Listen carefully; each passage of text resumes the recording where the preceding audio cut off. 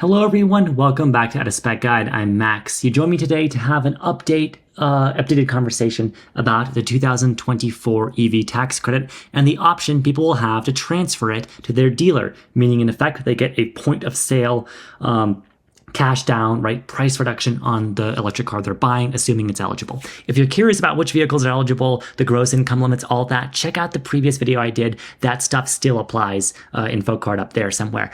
But this video is updating something I got wrong there or that I wasn't sure about, and we know a little bit more about now because of updated guidance issued by the IRS. And so keep watching if you are considering waiting until 2024 to take advantage of this point of sale credit, because I'm going to talk about some catches with this credit and some things to look out for. And before I go any further, I have to give a huge shout out to friend of the channel, Justin, friend of Out of Spec. You may know him as Bearded Tesla Guy on YouTube. He did an excellent video, very well researched on this a few days ago. And I am, standing on the shoulders of giants here. I actually talked with him on the phone and got some good background from him because he's done so much research into this, as well as I looked at, of course, some of the primary documentation here myself, have looked into it. And so I'm going to summarize a lot of what he said in that video. It's only 8 minutes, so you should watch that too. I'll link it in the description.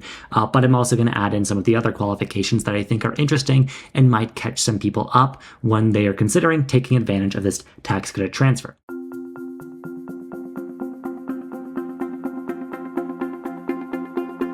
So some background here first. The Inflation Reduction Act, the existing tax credit, that got put in place August 16th of 2022. And that's been the case where right now, right, you can basically, on eligible vehicles, get a non-refundable tax credit. So the assumption has been that you're under the adjusted gross income limits, which are, for instance, $150,000 for an individual. They're different for joint filers and for heads of households. You can check out the IRS's website. I'll link as well as my previous video for those exact numbers. So basically, assuming you've been under that and that you've made enough money or you have enough tax liability to be equivalent to the tax credit amount, you get it back. But the situation has been awkward because for students, retirees, people with either no or very low incomes or lots of deductions, let's say, for instance, you only had $3,000 of tax liability, you would only get $3,000 back. You couldn't have it exceed your liability. And so in effect, it was a non-refundable credit. That was the spirit of it originally. And that was basically stated pretty explicitly in the current IRS code for both 30D, which is the new tax credit, goes up to $7,500, and 25E, which is the used tax credit applying to used eligible EVs up to $4,000. Again, if you're curious about which ones apply for used or new, do check out the video I did before on this, and you can also look directly yourself at the documentation here. But basically, right, it's been a non-refundable credit. Well, the exciting thing about this transfer has been many people have suspected that, oh, well, now this means that if I didn't have that liability before, in 24, when I transfer the credit to the dealer and I get that discount point of sale, right, that's an effective down payment on the car. It's very exciting. The assumption has been that that's going to mean I am not, that I, get that discount, I keep it. Well, there's some wrinkles here. The law would suggest prior to this guidance, I should say, that you would actually have to pay that money back to the IRS in your tax refund, the difference between your liability and the full amount of the tax credit. Because when you transfer it, it has to be the full amount of the tax credit, which is whatever it is for the qualifying vehicle, $3,750, $7,500, depending on how much it qualifies for. You have to transfer that fully. And the dealer gets the money from the government mechanically. That's how the way the process works within 72 hours. They're not doing any vetting of your taxes. You attest to them that you are eligible for this. And so the issue here is by being subject to recapture, you may have to pay back the IRS that money with potentially a 20% rate, like late fee or whatever, right? For, of course, the fact that you have basically taken a loan from the government at that point that you weren't supposed to. And so that's something you want to avoid. So one, you have to be sure your adjusted gross income is under those limits in the year you do the transfer. Unlike the tax credit, where when you claim it on your own tax refund or in your own refund the next year, you can't choose this year or the year prior for your income. If you have any suspicion that your gross income is going to be above those caps in the year you do this transfer, then it's possible, right? If it is, you get none of the tax credit and you're going to have to pay all that back, potentially more to the IRS. The exciting thing, though, again, to restate, is that if you don't have enough liability, the assumption has been that you don't have to. And the new language does state pretty clearly that they're not going to pursue the excess amount, right? Won't be subject to recapture. That's the language they have. It's unambiguous. However, it's in conflict with the current law. This is what Bearded Tesla's video is all about. I highly recommend you watch that. We don't know. So that's a big unknown. And I know it's frustrating because I want to know about that. That feels important. That feels like this should be the function of the tax credit. I totally get the upper income limit, but what about that tax liability thing? This feels like it should be a refundable tax credit, and the IRS and the Department of Treasury, they're suggesting that it is, but it's in conflict with the original intent of the tax credit being non-refundable, as it has been under Inflation Reduction Act this whole year in 2023. This is potentially a loophole the way they're doing it, because no one's tax liability is being subject here, not the dealers, not yours. The dealer, as an eligible entity, gets the money from the government no matter what. The government can choose to recapture it from you if you're not eligible. You attest you're eligible. So like I said, we don't know about that. The other traps I would watch out for here, I think those are the biggest ones. Basically, of course, being over the income if you know you will be in that year, or not having enough liability. The other ones I watch out for are business cases. So many of you do rideshare with your vehicles, and in those cases, if you use it for 50% or more business, then you just can't claim this credit. Don't do the transfer option. It's not for you. You're gonna have to repay that money. If it's less than 50% business use, as in more than 50% personal, then you can claim whatever that percentage of personal use it is times the tax credit. The rest of it, however, you have to pay back. And again, complicated logistics, because when you transfer it, the full amount has to be discounted. So do keep in mind that even though you may get the full discount as a down payment on the car, pretty sweet, by the way, you may have to pay some of that money back. The big advantage of this down payment, though, of course, is obviously, right, it's point of sale, and it reduces the monthly, your monthly payments, but also your interest. When you're financing a vehicle, many people in these financial positions, you're going to be not just paying cash.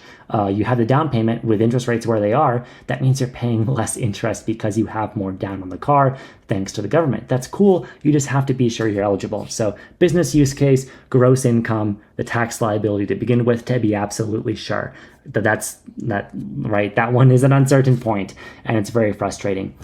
You will also, regardless, have to file a Form 8936 no matter what when you do this. The dealer also has to be an eligible entity. I suspect most dealers will sign up. Dealers like Tesla and Rivian, who aren't dealers technically, they are manufacturers who sell direct to consumer. They're still considered, for the purposes of this law, dealers or sellers of the vehicles. They can be eligible entities. Once they sign up, they have to agree to this transfer, and you have to agree and elect to it. So would you potentially want to defer to your tax return and not do this transfer? Well, there's reasons you want to do that. I mentioned, right, if any suspicion that you have that gross income that will exceed the limits, you probably want to do that.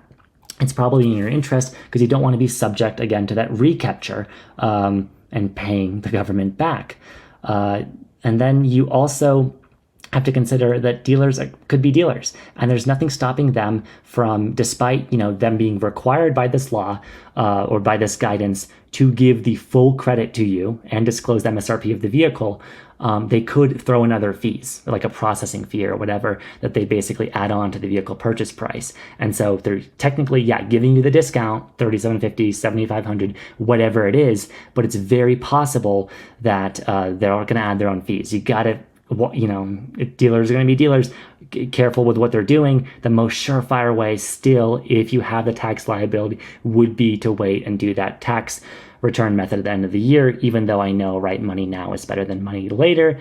Again, just dealers could potentially throw a wrench in this process by being deceptive, or by just charging consumers more for the little bit of paperwork they have to do here. It's entirely possible they could choose to do that. They would be within their right to do that. I'm not saying it's great or fair, but they can do it.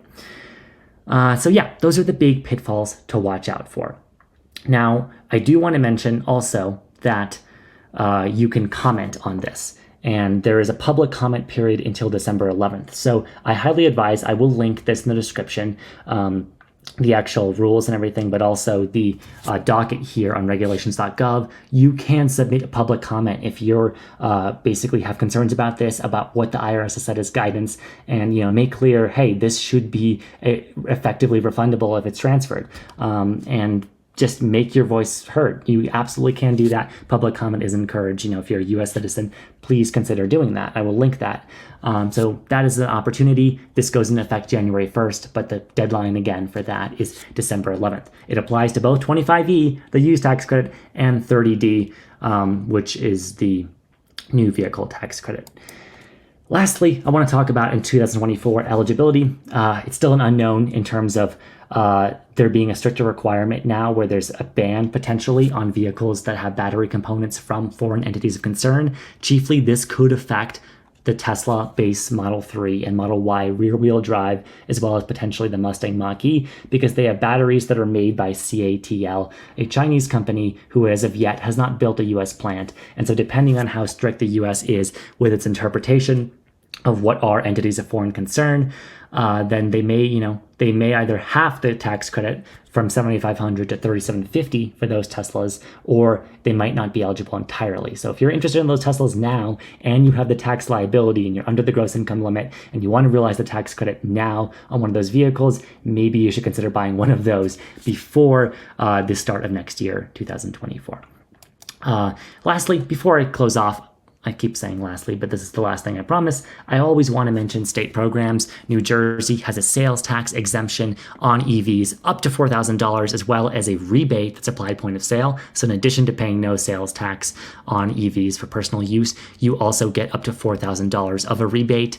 And that is point of sale, which is really cool, like this, except it doesn't have any of the federal and IRS implications. It's actually pretty simple.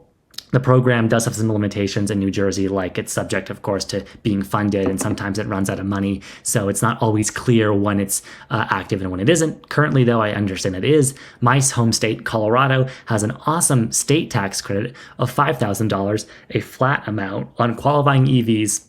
It includes a lot more EVs than the Inflation Reduction Act, the federal tax credit I've been talking about this whole video does, because it's not using any of those foreign policy levers trying to encourage U.S. battery production. It's just all EVs that are under a certain price cap. $80,000 is the price cap, and then you being income qualified, it includes a lot of people, however, and it's refundable, meaning that if you don't have enough tax liability, the excess amount of the tax will come back to you on your tax refund. So that's really cool. Do always look in your state incentives. They usually, in fact, they almost all the time, don't really conflict with the federal tax credit they add on to it. They can be stacked. And so if you're eligible for both, that's sweet. But that's what to know about 2024. I hope I haven't confused you too much. I know it's a lot of info.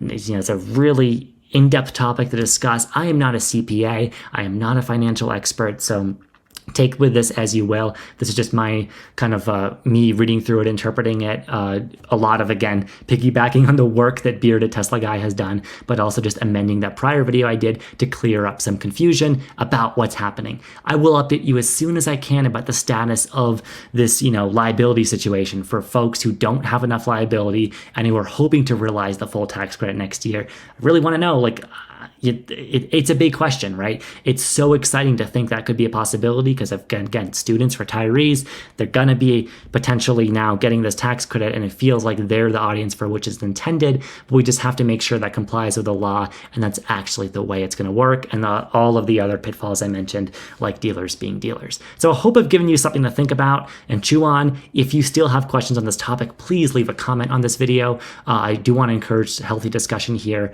and I will try my best to respond to questions. We'll have more coverage on this topic to come. Like I said, I've been Max with a Spec Guide. Thank you so much for watching. See you in the next video. Bye.